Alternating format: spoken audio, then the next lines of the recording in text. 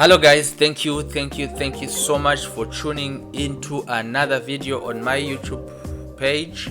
If you are seeing this video, it means that you have bumped into my page somewhere somehow, or you are a returning subscriber.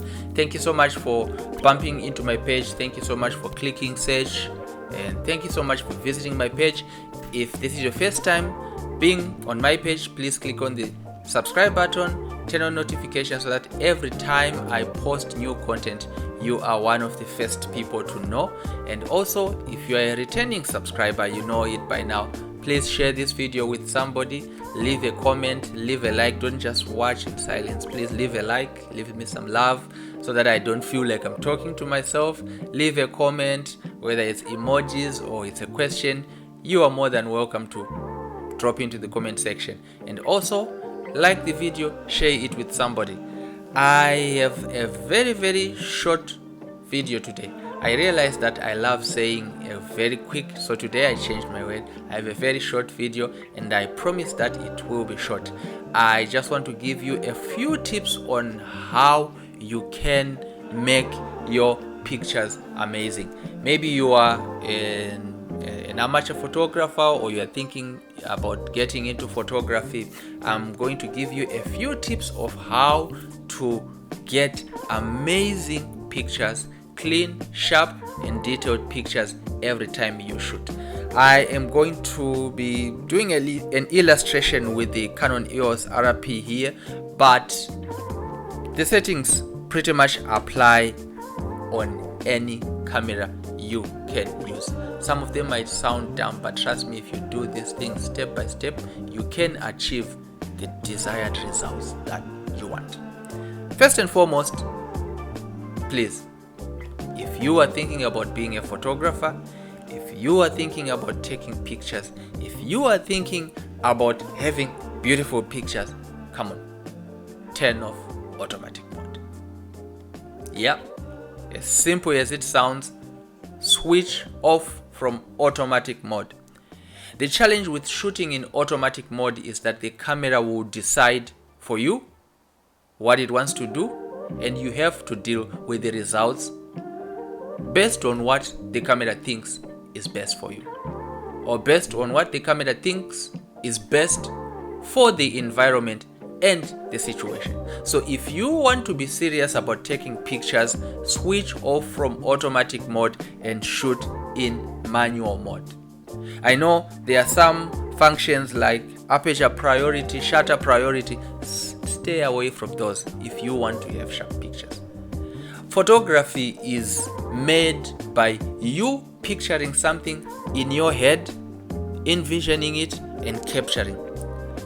As long as you are letting the camera decide for you, there is going to be a disconnect somewhere somehow.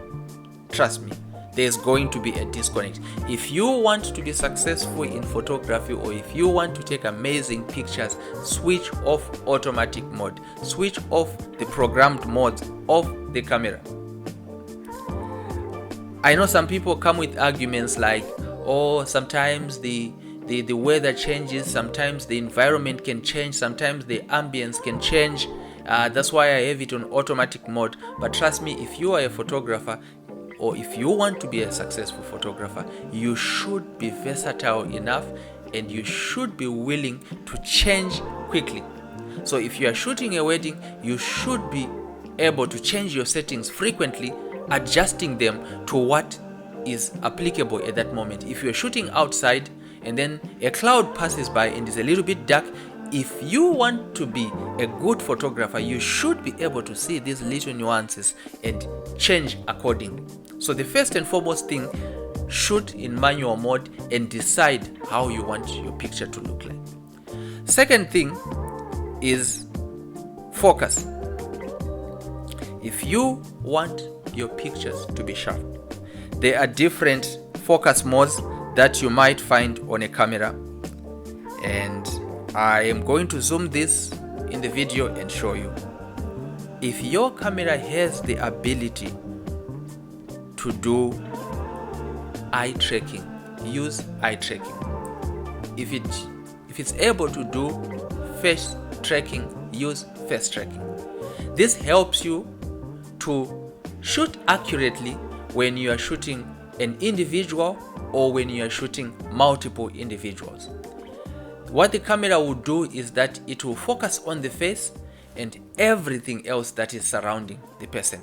Instead of it picking the background, maybe there is a trunk of a tree in the background and then it focuses on that and blurs people, it's going to pick on the faces of the people and adjust everything accordingly. If you have an older version, you might be better off with using a centered focus point, where you click on a centered focus point and everything else that is surrounding is decided. So the best setting for you to nail your focus so that your pictures are not blurry is by using eye tracking or facial recognition or facial tracking, as they say. The second thing that you want to do when you are shooting is you want to shoot in RAW. I've encountered several photographers who say shooting in RAW or shooting JPEG has no difference. I beg to differ, but I'm not here to argue about that. I would advise you to shoot in RAW. When you shoot your images in RAW, you have the ability or you have more control on how you can edit, how you can refine your picture. You can edit the exposure. If your picture was overexposed or underexposed, you can adjust the exposure. If your picture had some parts that were not really clear, you can adjust the clarity.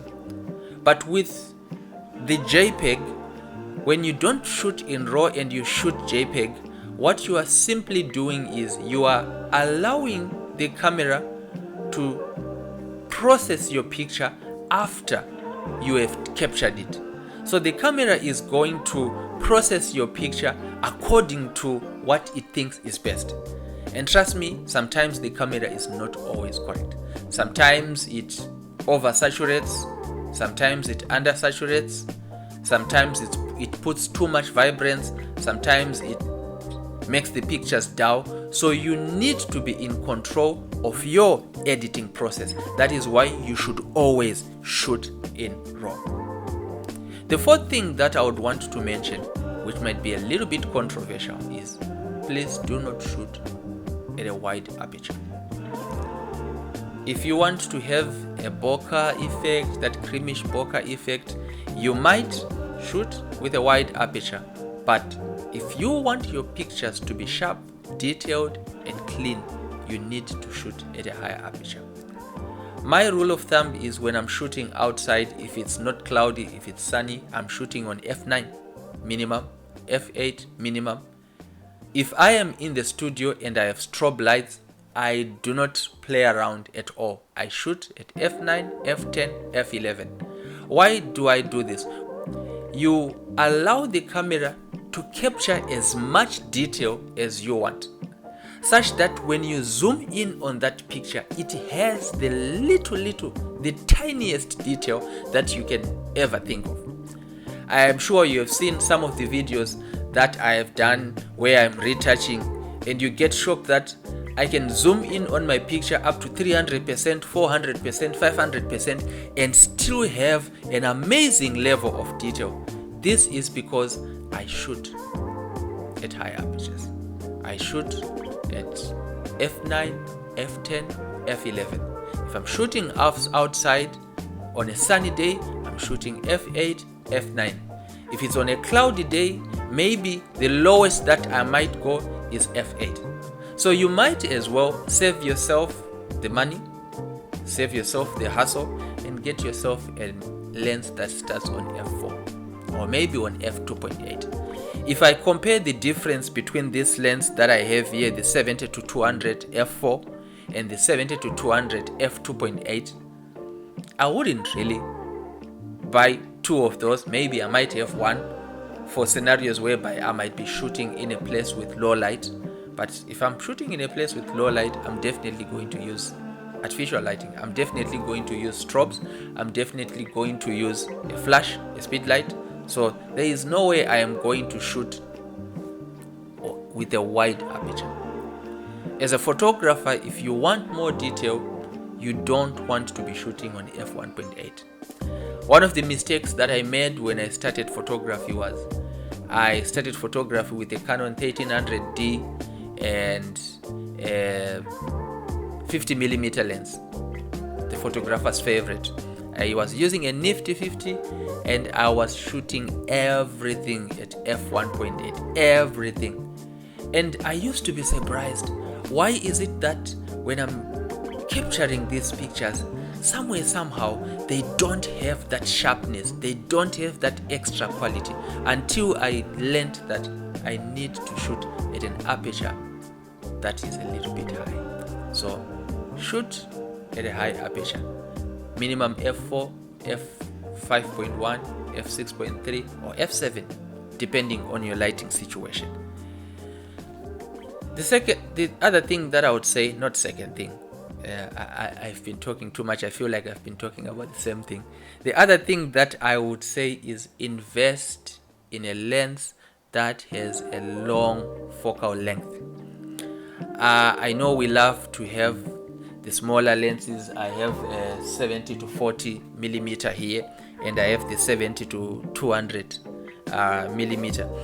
And I have realized that when I shoot so close to the subject or to the model, when I shoot so close, number one, my framing is not as good, and number two, the pictures are not really in full focus.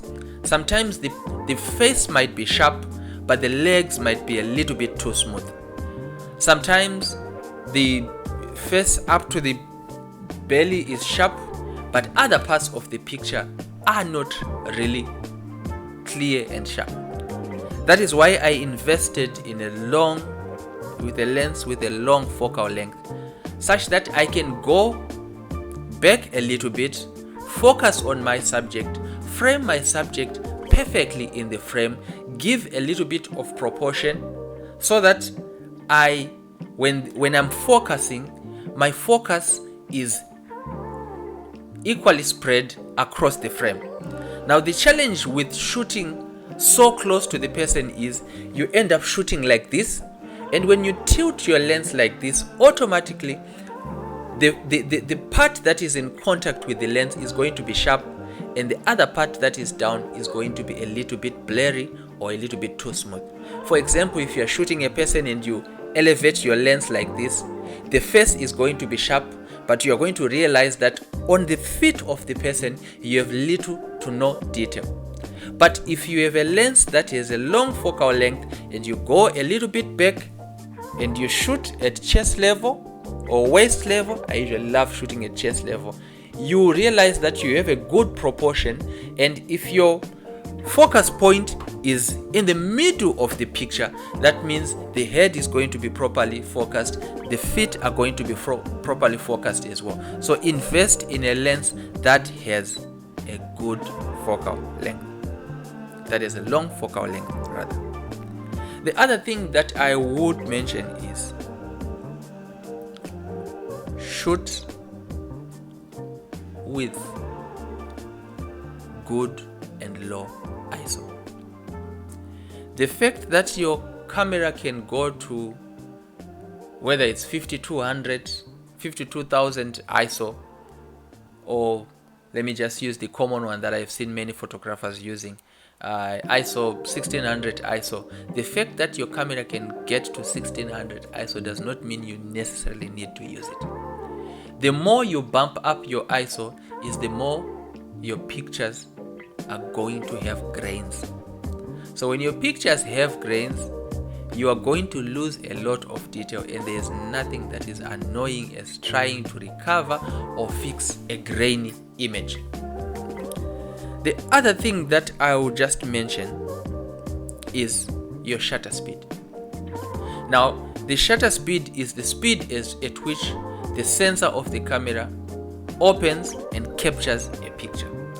So that means when you use a lower shutter speed, your lens is going to be open for a long time, and this is going to cause motion blur and any other type of blur that you might think of. So if you are shooting and you want sharp pictures, clear pictures with crisp quality and a lot of detail, you need to shoot at a higher shutter speed. If your subject is moving, you need to increase the shutter speed as well, so that the camera can easily track them and pick them and capture them within a flash of a second as they are moving, and you have clear and good quality pictures. When you shoot at a low shutter speed, for example, if you shoot with a shutter speed that is under 100th of a second, which is 1/100, that means that you are likely going to have motion blur on the edges of the person, whether the edges of the hands. Usually the hands are the culprit because they are always moving up and down. So if I am talking like this, or the person is expressing themselves, and you have a low shutter speed, you are going to have blurry hands, you're going to have blurry parts that are in motion. So you need to shoot with a fast shutter speed. If you're shooting someone who is walking, you need something like 1/250. If you're shooting someone who is standing, I would say 1/160 is good, or 1/200 is good, depending on the type of light that you are using. These are some of the tips that I would give for you to have good quality images. The last and most important tip that I'll give you is lighting. Photography is all about lighting. If you nail your lighting, you are good to go. But if your lighting is bad, no matter how good your frame, no matter how beautiful the venue is, you will have terrible pictures.